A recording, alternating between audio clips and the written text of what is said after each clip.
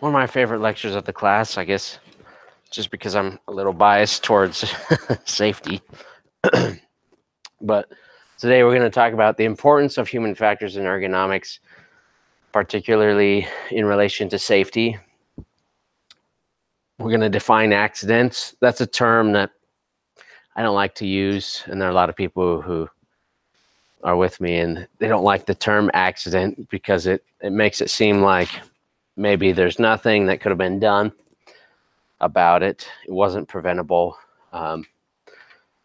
So people use different ways to describe accidents, crashes, incidents, and try to avoid the term accident, but we use it sometimes. So talk about historical background. So the Triangle Shirtwaist Fire is one of those disasters and incidents that really sparked changes in laws and in the way that people viewed safety. And thankfully for us, things did change. We'll talk about some regulations and then human factors and ergonomics programs.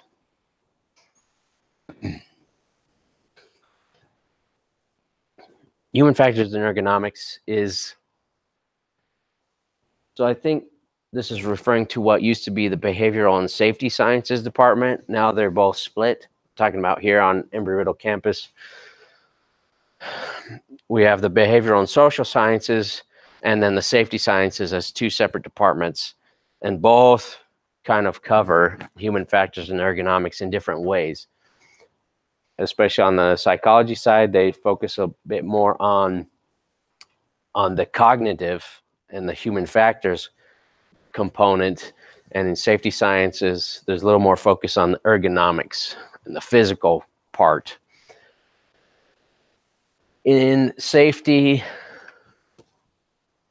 we like to focus a lot on the root cause. Has anyone heard that term? Root cause. So there's something called root cause analysis, and there are different ways that people do it. It's basically a method to identify or determine what the quote-unquote root cause of an incident, crash, a negative outcome, an accident was. And in practice, it's not always done effectively, but the idea is, and this is, again, something I feel important about, and I hope that you gain an appreciation of, or at least start to think in this way, is that it's too easy to blame the operator or the pilot when something goes wrong. And yes, that was a part of what went wrong. But if you do root cause analysis properly, in whichever way or method your organization does it, you should identify something that is not just the operator made a dumb mistake. It should be something that involves the system, the broader system within which they operate. And that's one of the rules that isn't always really followed with root cause analysis, and that is, it's against the rule, basically, or at least with some people, some companies, to blame an operator or blame a person solely for the cause of something. Again, they contributed, but there are other things within the system that could have changed to prevent that from happening. So just take a minute to look at this list and tell me anything that sticks out to you. First, let's just do that. Is there anything that kind of pops out or sticks out? Either you wouldn't have expected it to be on that list and you're surprised to see it, or you did expect it and you think, oh yeah, yep, I would have guessed that. So this is mostly occupational focused today. There are plenty of parallels with aviation safety, and I'll point out some of those. This list is from the occupational world, so in an industry. One thing I noticed about this list is there are only 2 things on this list that I consider safety specifically, and the rest are health related in my eyes. um, it's Did I talk about the difference between health and safety yet in this class, or just the way I look at things? So I want to give you a disclaimer and let you know what my biases are, just based on my own training. So I think I wrote on this board last time. I'm going to come over here.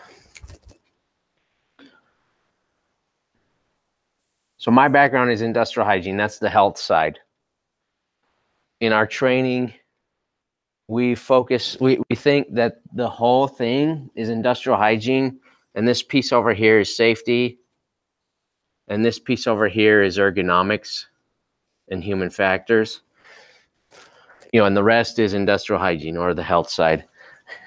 If you talk to a safety professional, to them, safety is this big, broad field, and health is a little piece over here, and ergonomics is another piece over here.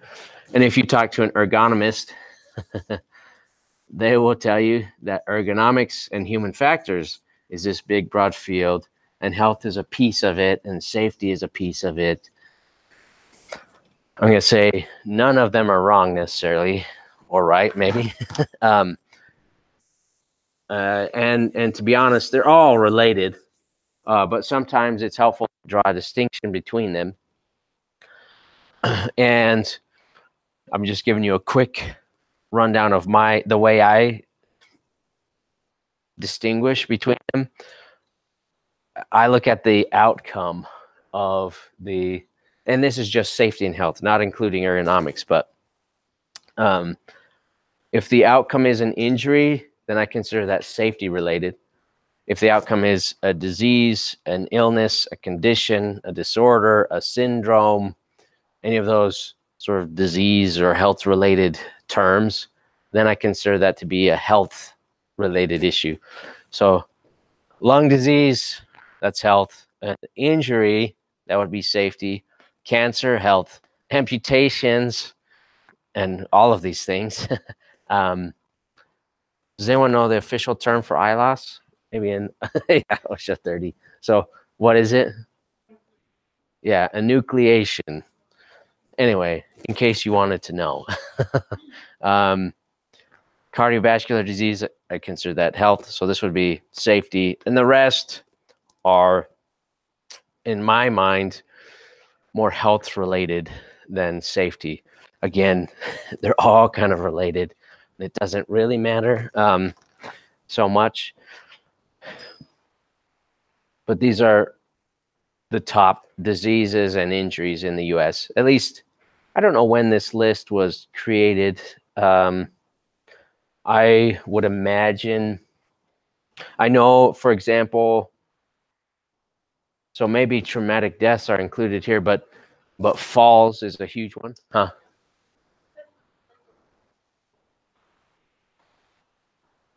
That's a good question.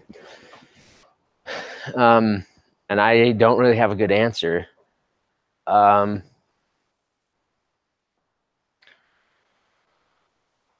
know there are some chemicals that after exposure to them, you can develop psychological disorders. I actually know my PhD advisor's grandfather was always kind of, I can't remember exactly what was wrong with him, but something was not right in his head. And my advisor thinks it was from work related exposures throughout his life. Anyway, hey, you never know though sometimes, but it could also be due to intense stress. So if you think of like in the military, post-traumatic,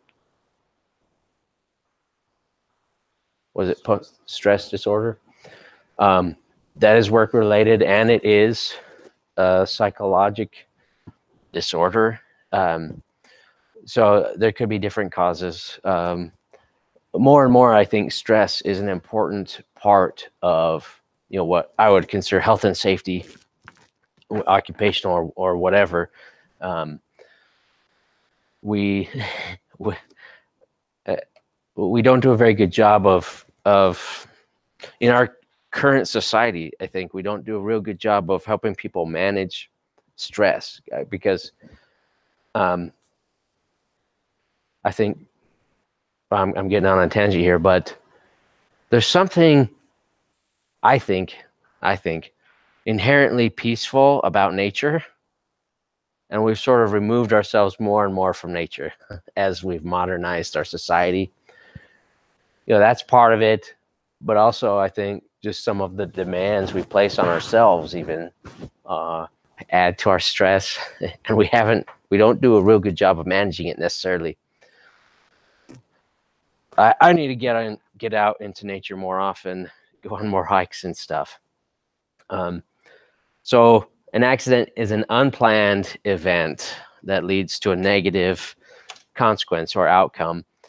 And often we think of it as being sequence-based. That's not necessarily true, though. It's easy to think of things as a chain of events, and at first glance they are, but there's a lot more that's going on. Systems are very dynamic, and when you have an accident or an undesired event, it's not necessarily just a chain of events. There are other things going on that are tangential to that chain. So this example is a backhoe, but if I had a picture of a downed aircraft here, all of these same things would apply until the very end here. Sunk backhoe into the mud, okay, or crashed aircraft. This is sometimes called the Swiss cheese model. In my experience, each piece of cheese is a proactive control for this negative outcome. In this case, and in this example, they're all negative things. I guess maybe you can think of the holes in each of these as the negative things. So the holes are the negative things. The cheese itself is meant to protect. But if you line up all the pieces of Swiss cheese and you can still get through all the controls, then there's a chance that you're going to have your undesired event. But you can imagine this in the context of any industry or company you want to, an airline, a manufacturing facility. If you have budget cuts and excess workload, people are going to be stressed. They're going to be working on less sleep and with fewer resources than they should. Deficient training program and improper supervision. So these sort of follow some of these things. So if you have budget cuts and everyone's already overworked, maybe you don't have time or money to devote sufficient resources to training. You may be spreading your supervisors thin, and so you don't have enough of them around to make sure things are going correctly. So you end up with poor training because of the workload. You end up with mental fatigue. And then you have failure to ensure, in this case, that the surface could hold the backhoe, but plug in anything you want. Maintenance, what is the term for an aircraft mechanic? A what? AMP. That's a certified mechanic, right? Is there a specific? Okay.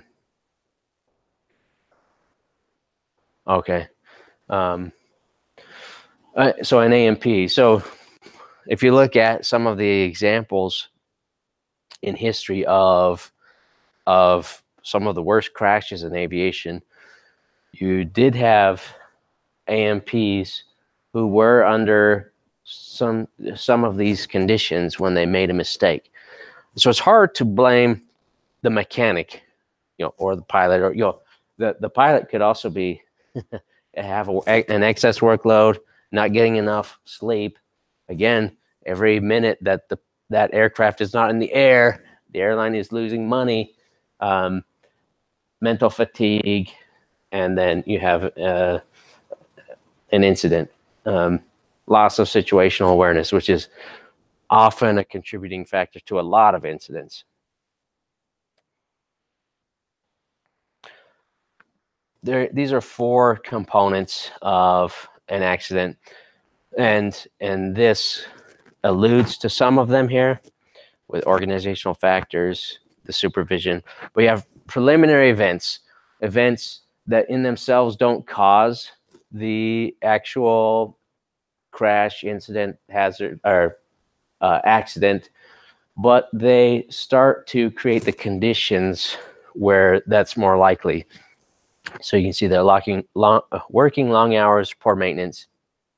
You have a trigger event that is the actual mechanism that eventually causes the accident.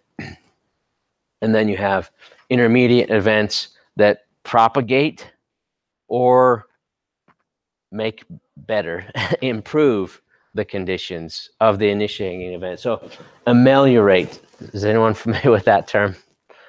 I think it's in these a couple of times. It's a fancy word that means to make it better, to improve. So ameliorating means improving the effects of the initiating event. One thing that is super important in systems and important for system safety and reliability is redundancy. In aviation, can you think of, give me 2 examples of redundancy in the design that increase safety? Okay, so you have 2 pilots. So if one has a heart attack and dies or something, then you've got another one. Okay, you can imagine if you only had 1 pilot and that happens, you got to hope that, really hope that you have a former pilot in the passengers, amongst the passengers, or something like that. What's another example of redundancy in aviation? Ladders and fuel tanks. Okay, so for those prevent post-event fires, right?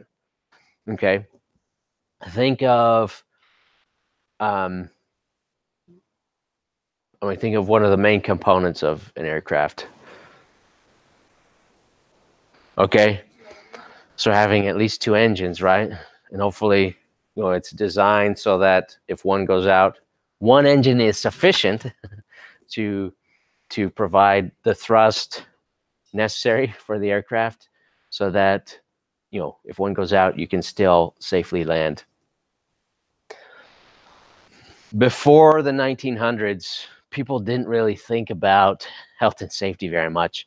One incident that I think it did spur some change, but maybe not as much as the Triangle Shirtwaist Fire, is the construction of a tunnel in West Virginia. I think it was called Hawk's Nest. And the average length of time that those workers lasted before they died was 6 months on the project. So on average, you were going to live for 6 months before you died while you're working on it. And basically what it was is they were boring a tunnel through this hill or mountain, and this was 1800, so it was all hand tools. I mean, they were pneumatic drills, but they were drilling by hand on the face of this tunnel, tons of dust, no ventilation. So basically their lungs were filling up with dust, and they were dying on average within 6 months of starting. So a terrible thing. And I think some things did come of that. So part of the problem is that employers were not considered liable, and that, like this mentions, there was little regulation. Another part of the problem was technology. It just wasn't there yet. At that point, we were well into the Industrial Revolution, had lots of machines that increased productivity and efficiency. but we weren't quite to a point where I think protecting safety and health was, it might not have been quite as possible with the technology they had either. So a few things prevented employers from being liable. The fellow servant rule. So if you died from a mistake that your coworker made, or if you were injured, then it was it was their fault basically, and not the company's. Contributory negligence. It was your own dumb mistake or whatever. Assumption of risk. So when you took the job, you knew full well that it was risky. You knew that guys were dying from the dust drilling this tunnel, and so you assumed the risk, and you have responsibility for your own death, basically. We'll skip through this. Just the Pittsburgh survey. So I want you to think of any industry, any company, any process, any project. How is it that you keep track of how well you're doing? Or if you make any sort of goal, I mean, on a project, you have a certain goal, right? You want to construct this thing by this date, or whatever it is. You have a goal and a timeline. How do you measure your progress? Or do you not? You just keep going, working hard at it. You have to have some sort of metric, right? So you say, this is completion, and you have to have some way to measure how close you are to completion. So let's say your goal is to get 100% in a class, or 90%, do just enough to get an A, which is sometimes what I did. But you have a number that helps you track your progress, right? It tells you how close you are to your goal. What if you didn't know your grade until the very end of the class? How can you tell how well you're doing? You can't really, right? You're sort of blind to your progress, and your where you are in relation to your goal. So they actually took numbers and they found out that 2 people were dying a day from industrial accidents. That's a lot. And I imagine that is just in this county alone. 2 people a day trying to do their job, which is kind of crazy to think about. So the Wainwright Law, just know that this is what started workers' compensation. There are lots of workers' compensation laws, but this is one of the first ones. Also, the 14th Amendment helped with that, and it shifted liability from the worker or their coworker to more and more to the company itself. So let's look at the triangle shirtwaist fire.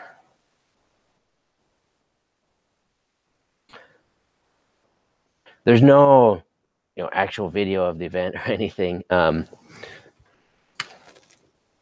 but because there is none, I mean, none exists.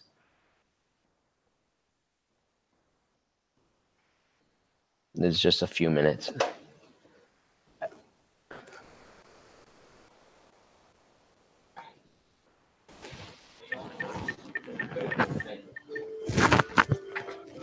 Let me set the scene. New York City, early 20th century.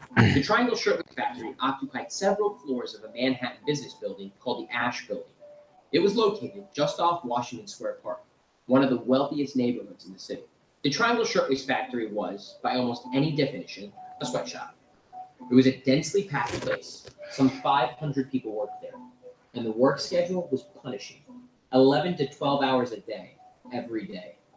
Most of the people employed at the factory were young immigrant women, teenagers. So we think we work hard today, and sometimes we do, but they worked really hard back They then. didn't speak English. These women sat at long tables, day in, day out, sewing shirtwaists. Shirtwaists were mass-produced blouses. They resembled men's shirts and were very popular with working women. So here's what happened. March 25th, 1911, Saturday evening, the end of the workday, the work week. A fire started in a bin of cotton scraps, perhaps from a cigarette butt. A manager tried to use a hose to put it out, but the hose valve was rusted shut, and the hose itself was rotted away. The factory floor didn't have a sprinkler system, so the fire spread quickly. People panicked. The building had only one flimsy fire escape, and it wasn't nearly big enough. It collapsed. The building had 4 elevators, but only one was working, and it only held 12 people at a time. It managed to make 4 rescue trips before it broke down. Some desperate workers jumped to their deaths down the elevator shaft. Workers tried to take the stairs, but the exit doors only opened inward, and they were kept locked by factory management. Many people were crushed to death trying to get out. Firefighting technology hadn't caught up to the new tall buildings of a city like New York. The fire hoses and ladders could only reach the 7th floor, 1 floor short of the fire. Dozens of desperate workers jumped out the windows. They chose to die from a fall instead of the flames. Other workers burned to death or died from smoke inhalation. The whole episode lasted just 18 minutes. 144 people were dead. 2 more died later in the hospital, bringing the death toll to 146. Until the events of September 11th, it was the deadliest workplace disaster in New York City history. Days later, on April 5th, a massive funeral protest march took place on 5th Avenue in Manhattan. More than 350,000 people were in attendance. The factory owners, Max Blanc and Isaac Harris, were indicted for manslaughter, but were declared not guilty in their trial later that year. Yet, long after the flames died out, the Triangle Shirtwaist Factory fire served as a cautionary tale that helped to redefine the American industrial workplace. The fire was a key moment in the growth of labor unions, particularly the ILGWU, or International Ladies Garment Workers Union. New York City passed measures including the Sullivan-Hoey Fire Prevention Law, which required sprinkler systems to be installed in all factories. It served as a model for state and national workplace safety code. These measures made American workers safer, but they were too late for the workers who perished one terrible March day at the Triangle Shirtwaist Factory.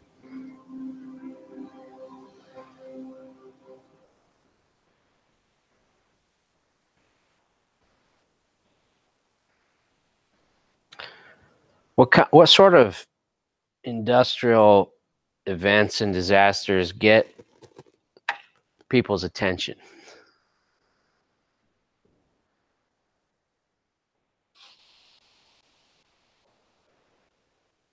Yeah, good. So I guess I like to use the construction industry because of all the industry categories that the Department of Labor uses, they have the most deaths. Now, they don't have the highest fatality rate, but you don't hear a lot about construction deaths sometimes when it is a larger event, right? Or maybe it involves the public. But you'll have a construction worker die here, another one die over there, another one die up over there, down in that county or state, because they're all spread out and one at a time. You don't really hear about them. But when you have an aircraft go down and a lot of people die, you know about that. If you have a mine explosion or collapse and 20 or 30 guys die, you hear about that. When you have a fire and 146, I think mostly women, die, you hear about that. And those large events, unfortunately, that's kind of what it takes sometimes. Those big events where a lot of people die or are affected negatively to get change to happen. And that's something that you see repeat throughout the 1900s. And in the 1800s, just people cared, but I don't know why. I think maybe in the 1900s, people felt more empowered or something. I'm not sure, but people paid more attention in the 1900s, and stuff happened after major events. We're not going to go through all these, but there were more workers' compensation laws passed for different states or counties, and eventually for the country. For the first time, some industries developed safety programs. You have railroad and steel. And it's not on here, but I think we talked about it before. We did. During World War II, people started realizing that human factors in aviation might be important, and that system safety in aviation and aerospace might be important. When you start to get complex systems, both of those things become more important for humans and machines to work together towards a certain mission or a goal. So you can see how this dropped. Death rates changed. From 1912 to 1990, dropped from 21 for every 100,000 to just 2 per 100,000. Now, 2 is still too high. It's a lot better, though. There is one industry that still has this fatality rate. Any guesses?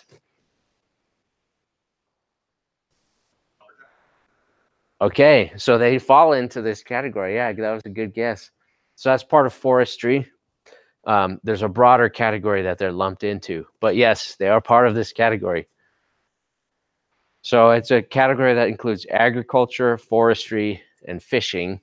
Does anyone watch the show Deadliest Catch? There's a reason why it's called the Deadliest Catch, right? If you're fishing in the ocean off the coast of Alaska, there are a lot of things that could go wrong. And you're in this little boat. Anyway, so agriculture, forestry, and fishing still has this same fatality rate. It hasn't changed, which is kind of interesting. Overall, though, we've dropped it down. The OSHA Act is what created OSHA, the Occupational Safety and Health Administration. It started enforcing safety and health laws, and it set a bunch of standards. Also provides money for NIOSH, the National Institute of Occupational Safety and Health. It's sort of like NIH, the National Institutes of Health, but it's like the little step brother or sister that doesn't get as much money. That's okay. I mean, it is a subsection. So a lot of things started moving towards improving safety and health. So that was in the early 70s. Part of OSHA, I don't like to focus on standards, so that's why we're going to move through this pretty quickly. If you want to look up a standard, you can open up the book and find it. Some people, like to have them all. I mean, inspectors or some really like intense safety professionals like to have all these things memorized. I think that's why it's in a book, so you can go look it up. I don't know them all. I mean, a few it's good to be familiar with, ones that you need all the time. Anyway, this is an important one because it's becoming more relevant today. It's called the General Duty Clause, and it basically says that a company should make sure that the workplace is free from recognized hazards. So basically OSHA, and I don't know about the FAA, they probably have something similar. It basically means it's kind of like a diagnosis of exclusion. So if you go to the doctor and they run tests on you, so let's say you have some sort of lower respiratory inflammation or infection. They check for pneumonia, it's not pneumonia. They check for I'm trying to think what other stuff there is. They check for asthma. You don't have asthma. They check for a bunch of things, and it's none of those things. Then you're going to be diagnosed with bronchitis, some kind of bronchitis. The bronchitis is a catch-all. When they don't know what it is for sure, bronchitis. Now, I might be a little bit inaccurate with that example, but that's sort of what the general duty clause is. Even though the book of standards is this thick, and it's the size of a regular piece of paper and this thick, they don't cover everything. And I guarantee the same is true of the FAA. What CFR is it for aviation? 14 CFR. So it's 29 CFR for occupational safety and health.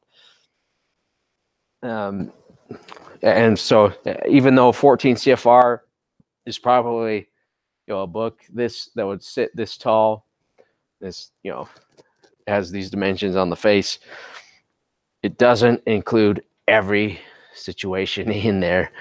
There's not a standard for everything, and so they kind of use this as a standard of exclusion. So if there's a hazard that was obvious and you didn't fix it, then they'll cite for that.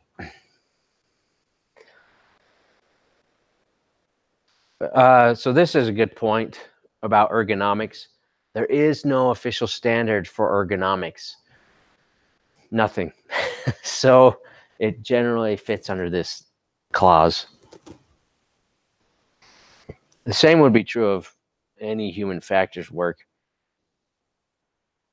So these are the parts of 29 CFR. You have part 1910, which is most industries. So that general industry is a big group that just has everything that's not maritime or construction.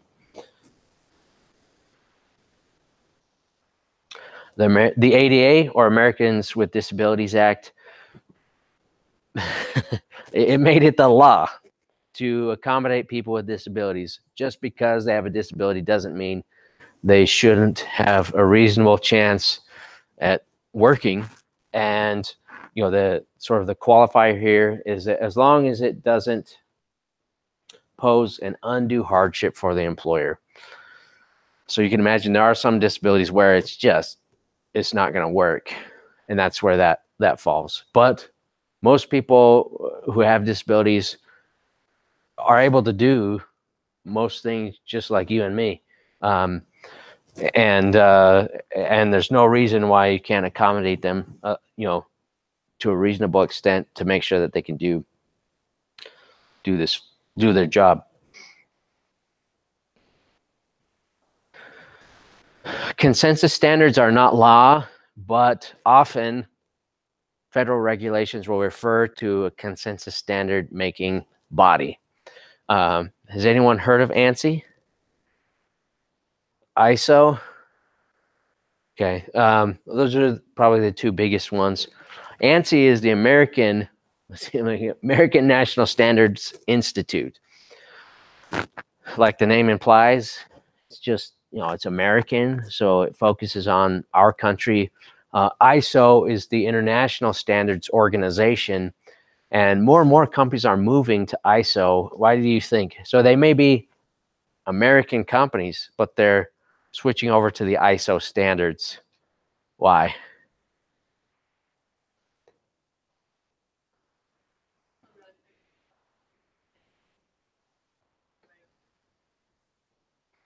Good. So the world is getting smaller, meaning companies now are everywhere. They're in lots of different countries, and they want to homogenize their policies. They want to make policies that apply everywhere, wherever they happen to be. And so they're turning to international standards to do that, rather than just following the American standards.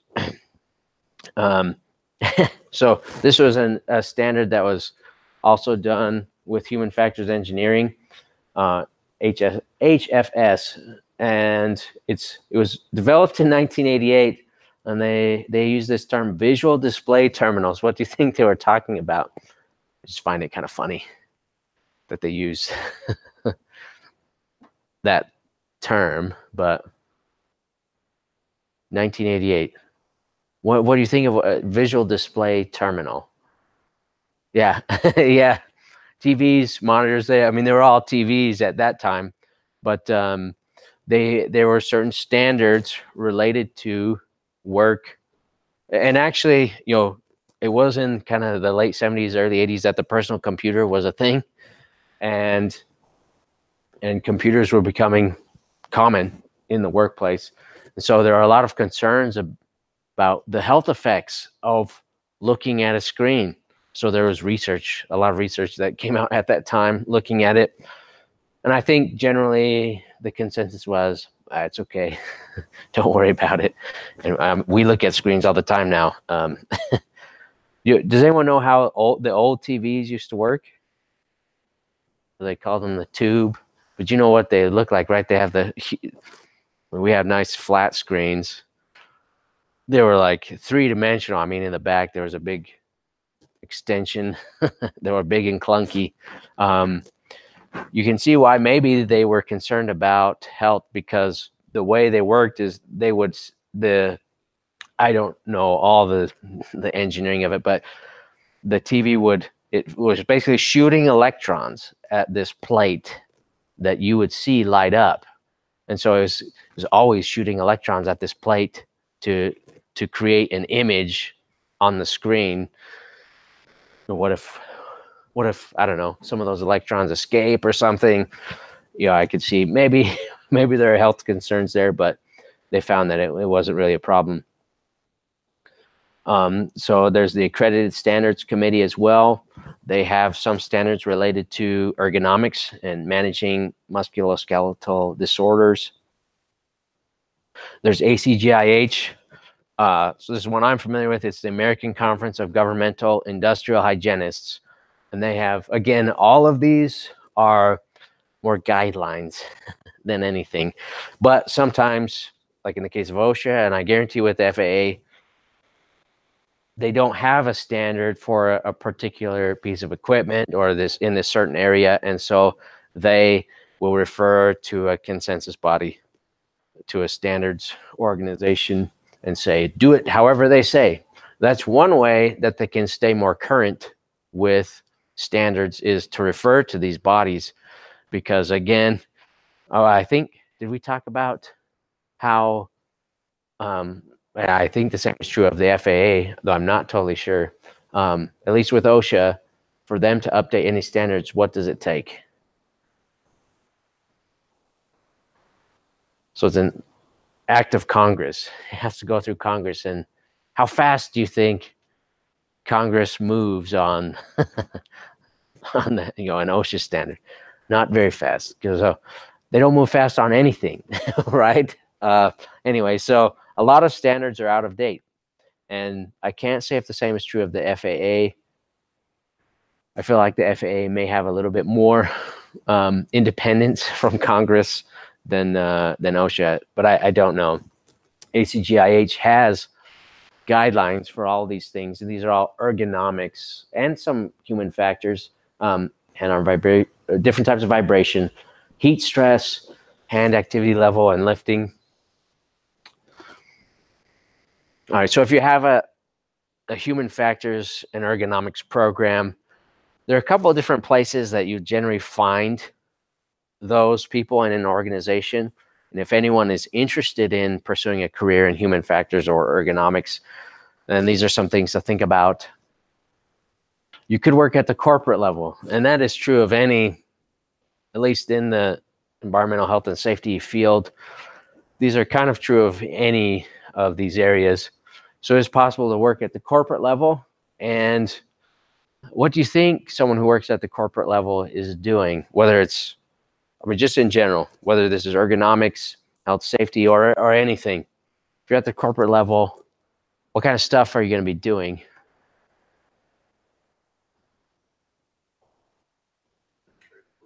Okay, so a lot of it may be administrative. You may be administrating the programs for the company to all the sites. You may be sort of like the company's in-house consultant, where you travel to the different sites and you're still doing field type work, depending on whatever it is. And And so it's like, that's one of the ways that you could be entry level but work at corporate headquarters, is you're sort of like the consultant that visits all the sites. Sometimes sites will have their own professionals there that deal with it, but anyway, in human resources, that's possible. I'm not familiar with people who do that though, so that doesn't mean it doesn't happen. And then line function, so line meaning the front line on the ground. So industrial engineers often will work at the sites, or ergonomists, and you'll be bound to that site, and it's what you would typically think of if you were, starting an entry-level position with a company. You'll be at a specific site, helping that site manage their programs.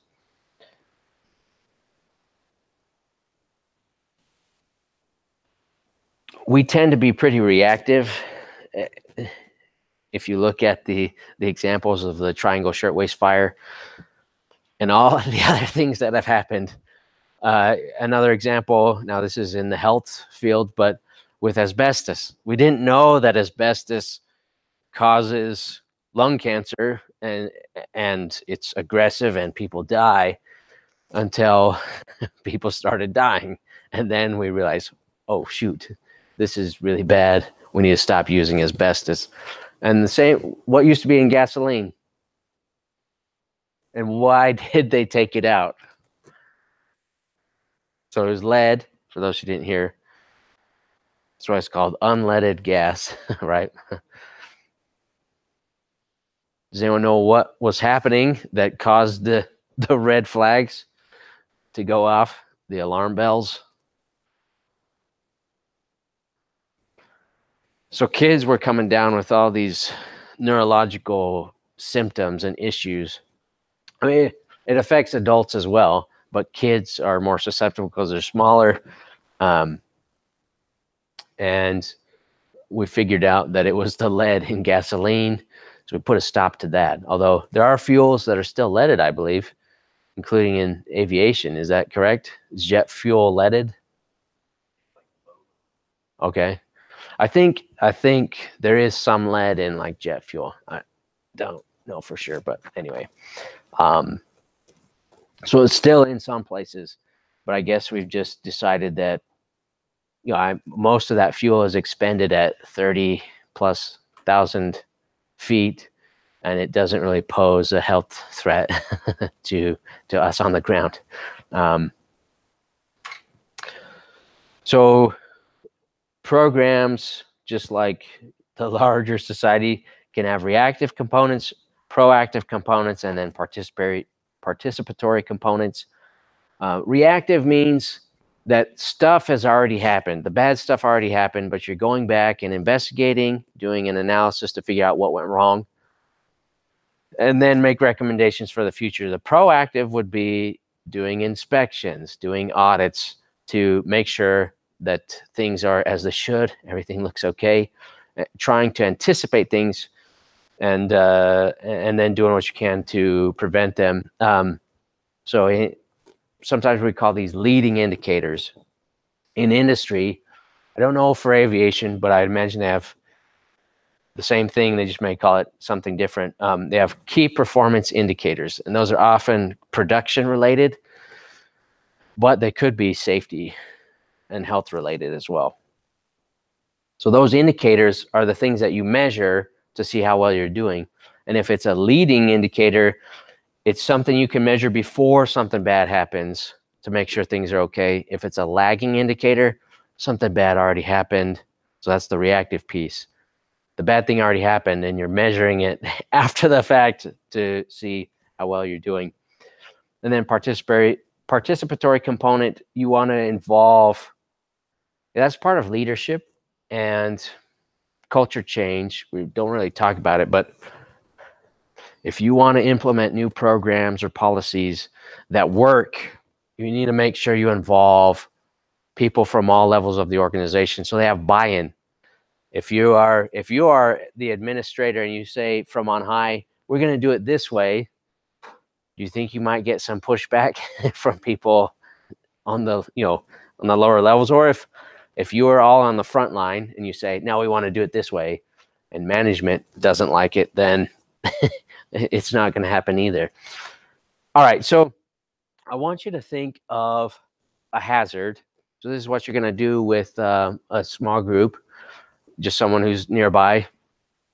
Think of a hazard, and we're going to talk about the three main types of controls that we consider usually after the site has been constructed, the aircraft is manufactured. So these are all after everything is done. These are basically the three options. There are a couple of options that you can consider more often in the design phase. We're not going to really talk about that, but elimination. So if you can design it out, then you've eliminated the hazard and it won't ever be an issue. Substitution, meaning you substitute something in the system that is hazardous for something that's less. So you haven't eliminated it, but you've reduced the hazard and the risk. We're going to talk about engineering, administrative,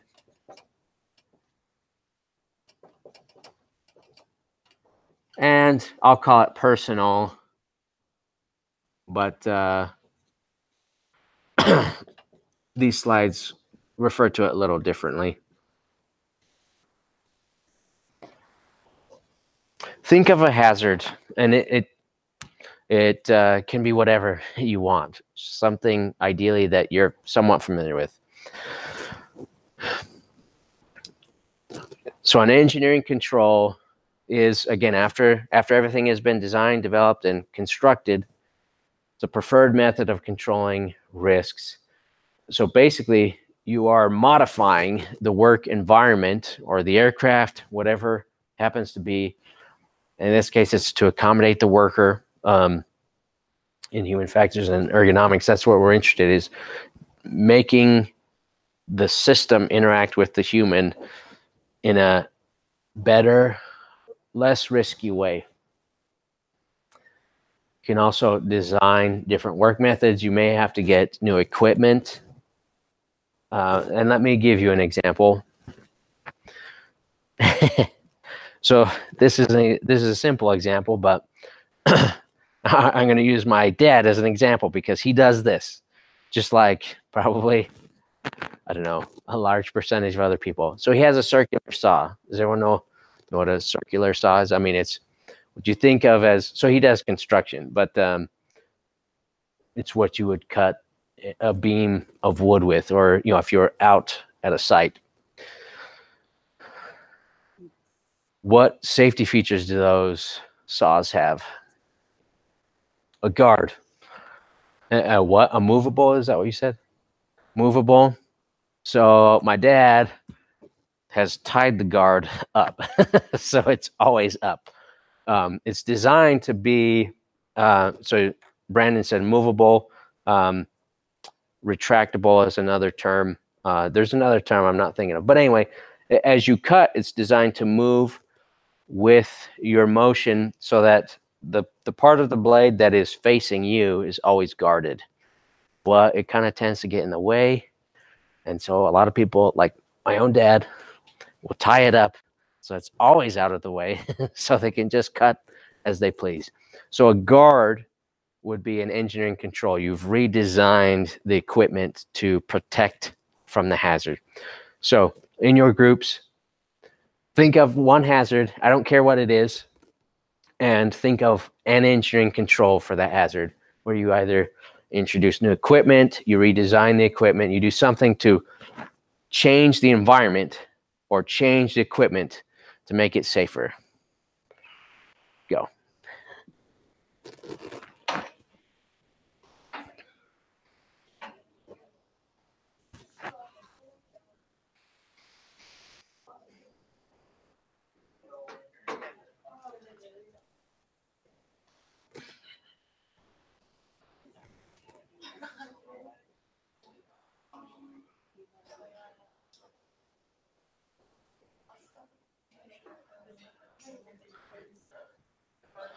So 30 seconds. We won't spend long on these.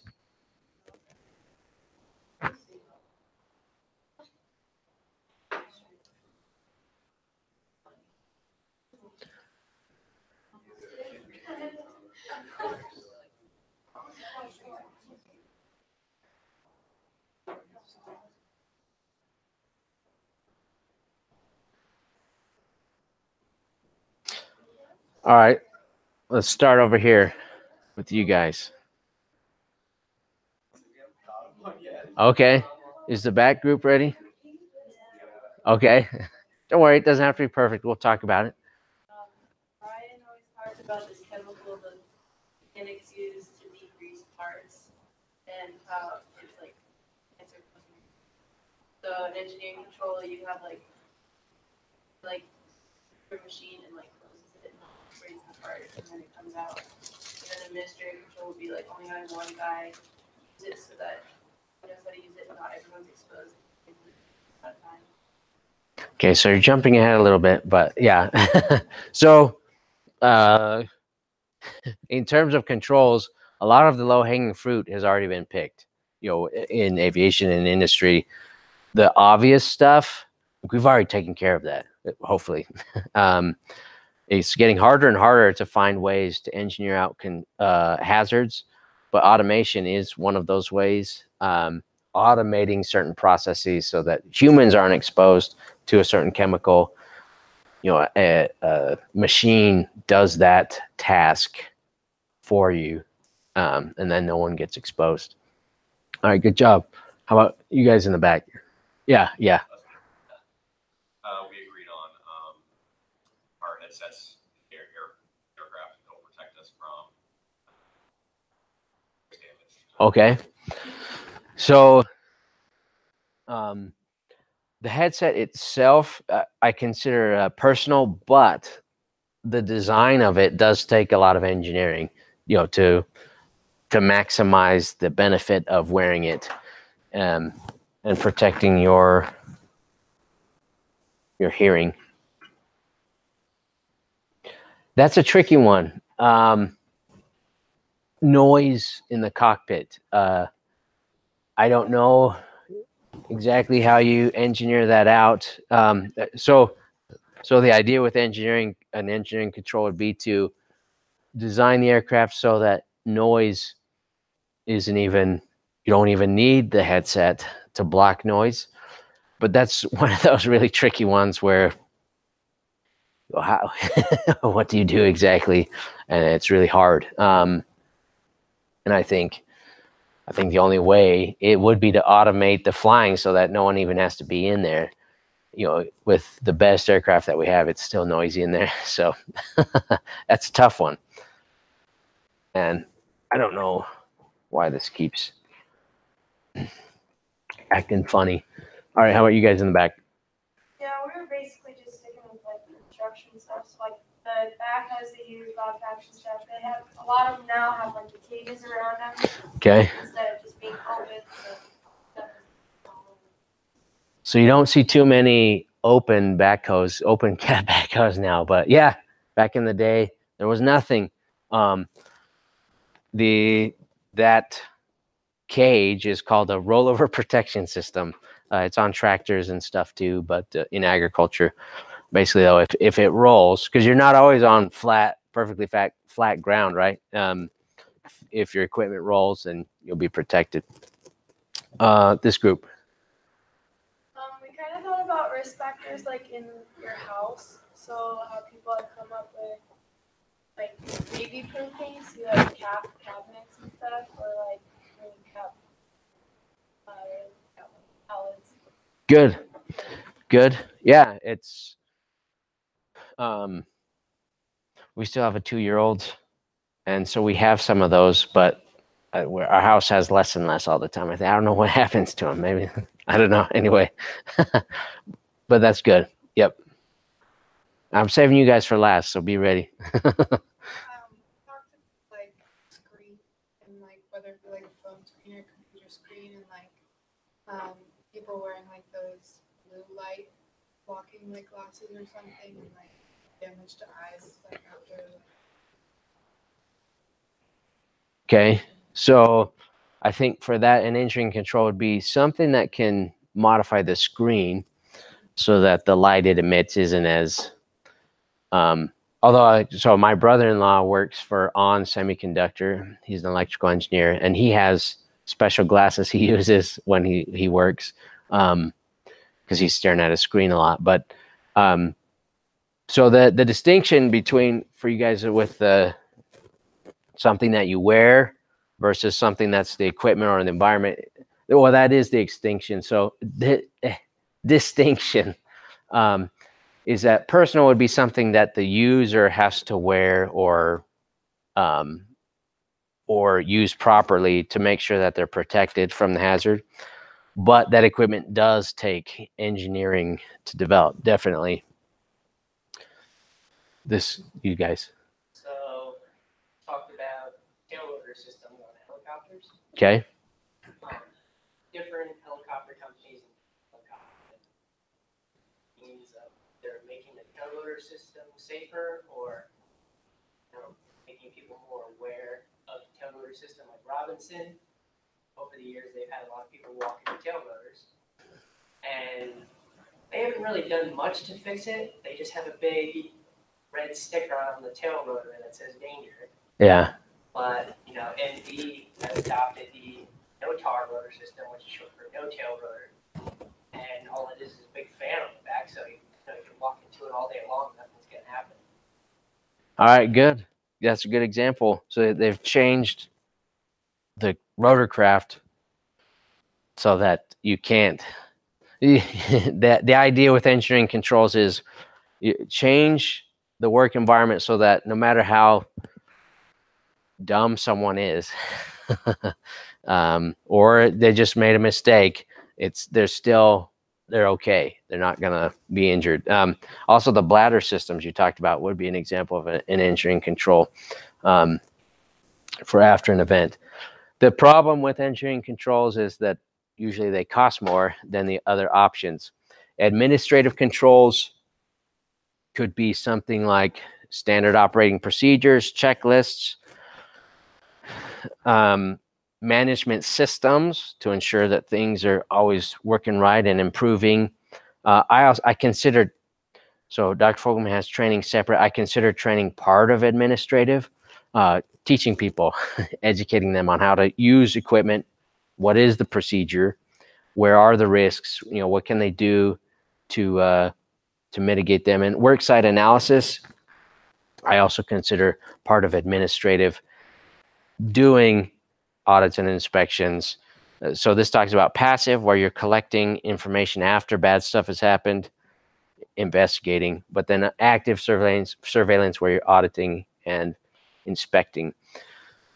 And it's not on the slides, but I consider personal something where the user they have to use it has to fit right. All these things where you're relying a lot on the human and human behavior. And in my mind, that's not ideal. You want to change it so that no matter how dumb someone is, or just maybe they're having a bad day, there are a lot of things that can kind of influence our behavior and how well we perform. And so we're going to have bad days. No matter how bad the day, the person can't hurt themselves. And that's all I have. Any questions? Cool. Thank you, guys. Have a good, safe week.